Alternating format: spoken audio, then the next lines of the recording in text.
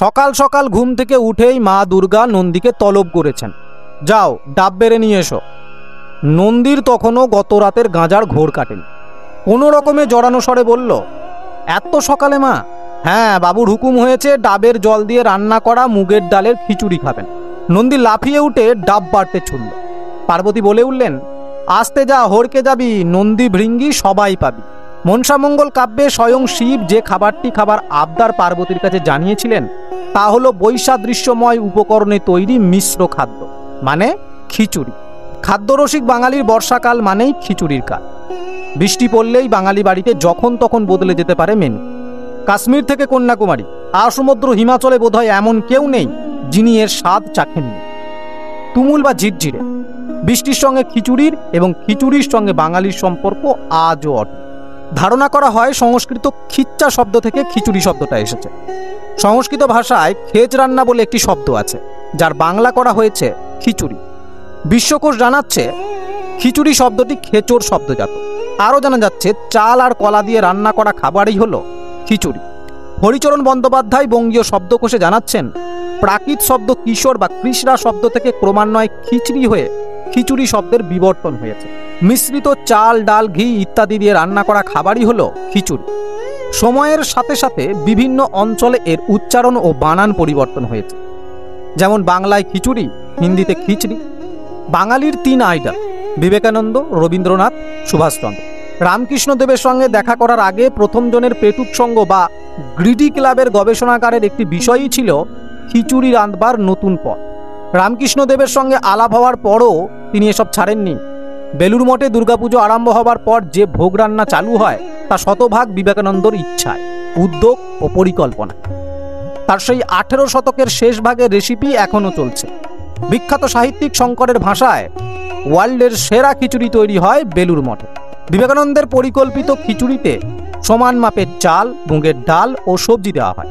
সবজি বলতে শুধু প্রথাগত আলু, ফুলকপি, মটরশুঁটি নয়, সব ধরনের সবজি, তা পটল থেকে কচু অবধি হতে পারে।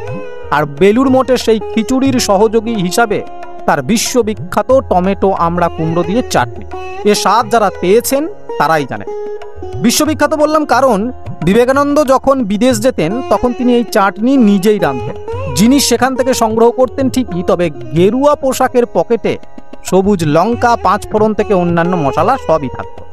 আর সঙ্গে নিয়ে যেতেন মুগের ডাল, যা শেষ হয়ে গেলে তিনি পার্সেল করে মুগ ডাল পাঠানোর জন্য চিঠি লিখতেন। খিচুড়ির সঙ্গে ভাজা ইত্যাদি কুটনো কাটার তদারক বিবেকানন্দ নিজেই করতেন। আর ওই মহাভোজের জন্য অত্যন্ত পরিপাটি ও দৃষ্টিনন্দনভাবে আলুর খোসা ছাড়াতেন নিজে। মা শারদা নরেনের এমন নৈপুণ্য দু চোখ মেলে দেখতেন এবং তারিফ করতেন। চৈতন্যদেবের খিচুড়িও খুব প্রিয় ছিল, একথা আর নতুন করে বলে দিতে হয় না। আর এখন তো তার মহাভোগ বলতে খিচুড়ি কি বোঝায়? মৎসবে দেখবেন খিচুড়ি খাওয়ানো হচ্ছে। পুরীর জগন্নাথ দেবের মন্দিরের প্রসাদ হিসেবে ভক্তদের যে খিচুড়ি বিতরণ করা হয় তা লোক মুখে হয়ে উঠেছে জগা খিচুড়ি, মানে জগন্নাথ দেবের প্রিয় খাদ্য খিচুড়ি। আর যা আজকের ভাষায় আবার তালগোল পাকানোর প্রতিশব্দ। কাশ্মীরি পণ্ডিতরা যক্ষ দেবতা কুবেরকে খিচুড়ি ভোগ উৎসর্গ করেন, যার নাম ক্ষেত সীমা ভাস। তামিলনাড়ুতে খিচুড়িকে বলা হয় পোঙ্গল। রাজস্থানে যে হালকা খিচুড়ি রান্না করা হয় তাকে তেহরি বলে, যা পুষ্টিকর। মহারাষ্ট্রে খিচুড়ির সাথে মেশানো হয় সর্ষে দানা। মহামুনি চরক বলছেন খিচুড়ি পোলাওয়ের থেকে কম কিছু গুণাগুণযুক্ত নয়। নবাব বাদশাহদের প্রসঙ্গে বিস্তৃতিতে যাচ্ছি না, শুধু একটা কথা বলি, আকবর, হুমায়ুন থেকে সিরাজউদ্দৌলা সবার প্রিয় ছিল মুগের ডালের খিচুড়ি। পলাশির যুদ্ধে হেরে নবাব যখন নৌকা করে পালাচ্ছিলেন সেই নৌকাতেও খিচুড়ি চাপানো হয়েছিল। প্রত্নতাত্ত্বিক নিদর্শনের দিক থেকে দেখতে গেলে খিচুড়ি রান্নার আজ থেকে প্রায় 2000 বছর আগে নিদর্শন পাচ্ছি। 2015 সালে মহারাষ্ট্রের যখন খনন চালানো হচ্ছিল তখন দুটো বড় পাত্রে পাওয়া গিয়েছিল চাল, মানে ভাত, এবং মুগের ডালের পোড়া চিহ্ন। এর থেকে ধারণা করা হয় পাত্রটিতে খিচুড়ি রান্না হচ্ছিল। খিচুড়ির ইতিহাস ঘাটাঘাটি করতে গেলে দেখা যাবে এ নিয়ে বাঙালির যত আবেগই থাকুক না কেন, এ খাবারের উৎস বাংলা নয়। এর প্রবেশ বাংলায় খানিকটা পরে। গ্রিক দূত সেলুকাস উল্লেখ করেছেন তখন ভারতীয় উপমহাদেশে চালের সঙ্গে ডাল মেশানো খাবার খুবই জনপ্রিয় ছিল।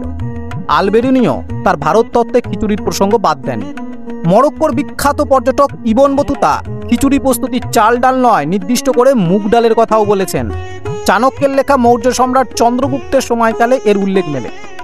সপ্তদশ শতকে ভারত ভ্রমণকারী ফরাসি পরিব্রাজক তাভেরনিয়ে লিখেছেন, সে সময় ভারতে প্রায় সব বাড়িতেই খিচুড়ি খাওয়ার রেওয়াজ ছিল। রুশ পর্যটক আবনাসি নিক্তন তার লেখাতে খিচুড়ির কথা বলেছেন।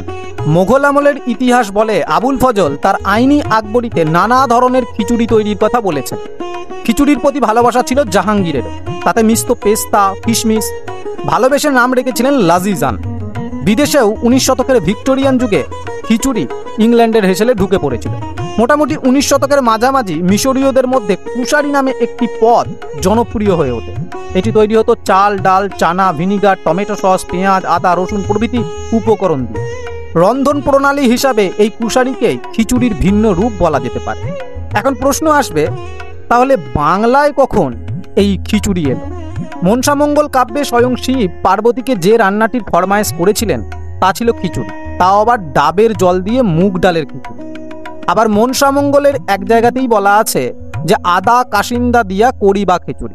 অথচ বাঙালির ওই ইতিহাস গ্রন্থে নিহাররঞ্জন রায় বলছেন, প্রাচীন বাঙালির খাদ্য তালিকায় ডালের উল্লেখ কোথাও ছিল না। এখন প্রশ্ন হলো, খিচুড়ি যেহেতু চাল আর ডালের মিশ্রণ লাগবেই, তাহলে মনসামঙ্গল কাব্যে ডালের খিচুড়ির কথা বলা হলো কি করে? এর উত্তর সম্ভবত হতে পারে মনসামঙ্গল মধ্যযুগে লেখা, আর নিহাররঞ্জন রায় তারও আগে অর্থাৎ প্রাচীন যুগের কথা বলেছিলেন। তাহলে কি দাঁড়ালো? বাংলায় খিচুড়ি ঠিক ততটা পুরনো নয়। ফলে ঠিক কতটা পুরনো? ডাল ভারতীয় শস্য নয়, ডালের ঠিকানা মূলত মধ্যপ্রাচ্য। সেখান থেকে আফগানিস্তান হয়ে পাকিস্তান দিয়ে উত্তর ভারত হয়ে বাংলায় আসে ডাল। তখন মধ্যযুগ। আর মধ্যযুগ বলতে 1200 থেকে 1800 সালের মধ্যবর্তী কোনো একটা সময়ের কথা বলা হচ্ছে। অতএব তখনই খিচুড়ির আবির্ভাব। নিহাররঞ্জন রায় জানাচ্ছেন, উচ্চবিত্তের লোকেরা আহারের শেষের দিকে ডাল আস্বাদন করতেন। তখন মাছ ভাত সহজলভ্য হওয়ায় গরিবকে ডালের দিকে তাকিয়ে থাকতে হতো না। গরিবের বাড়িতে 4টি ডাল ভাত খেয়ে যাবেন এমন কথাও বলা হতো না। হালে ডাল গরিবের আমিষ বলে খ্যাত হলেও প্রথম দিকে ডাল ছিল উচ্চ শ্রেণীর খাদ্য। খিচুড়ির চাড়িয়া, ঘি, পাঁপড়, দহি, আচার কথাটি চালু থাকলেও বাঙালি মানেই খিচুড়ি পাঁপড়। তবে জোড়াসাঁকোর ঠাকুর বাড়িতে রন্ধন পটীয়সীরা বলেছেন, দই দিয়ে খিচুড়ি খাইতে মন্দ লাগে না। তাদের বক্তব্য ছিল, ডালে আর চালে খিচুড়ি বানায়, খিচুড়ির স্বাদ পোলায়ে না পায়। খিচুড়ি বৈষ্ণব ও পোলাও শাক্ত, নিরামিষ হিন্দু খিচুড়ির ভক্ত। তাই আজও খিচুড়ির একটা আলাদা নান ক্যান বিট ব্যাপার আছে বই। আর সে কারণেই জিভের জলের দুর্বলতার জন্য অনায়াসেই দায়ী করা যায় এই লাস্যময়ী পদটাকে। 2017 সালে ভারতের জাতীয় খাদ্যের মর্যাদা পেয়েছিল এটা। অন্যান্য রাজ্যের আলাদা আলাদা ধরনের খিচুড়ির সঙ্গে মিলিত ভারত। তবে ভারতব্যাপী প্রচলিত খিচুড়ির থেকে বাংলার খিচুড়ি একটু হলেও অন্যরকম। অনেক আদর এবং ভালোবাসা মিশে থাকে আমাদের এই খাবার। যখন কালো মেঘ বয়ে আনে কালিদাসের স্মৃতি, জানলার সারশিবে অবিরাম নামতে থাকে জলের ধারা, বৃষ্টির ঝংকারে বেজে ওঠে সুর, মনে তখন খিচুড়ি খাওয়ার স্বাদ জাগবে না, এমন বাঙালি প্রায় বিরল। কেমন লাগলো আমাদের আজকের এই প্রতিবেদন তা কমেন্টে জানাতে ভুলবেন না। আর চ্যানেলটা যদি ভালো লেগে থাকে অবশ্যই সাবস্ক্রাইব করে শেয়ার করে দেবেন। ধন্যবাদ।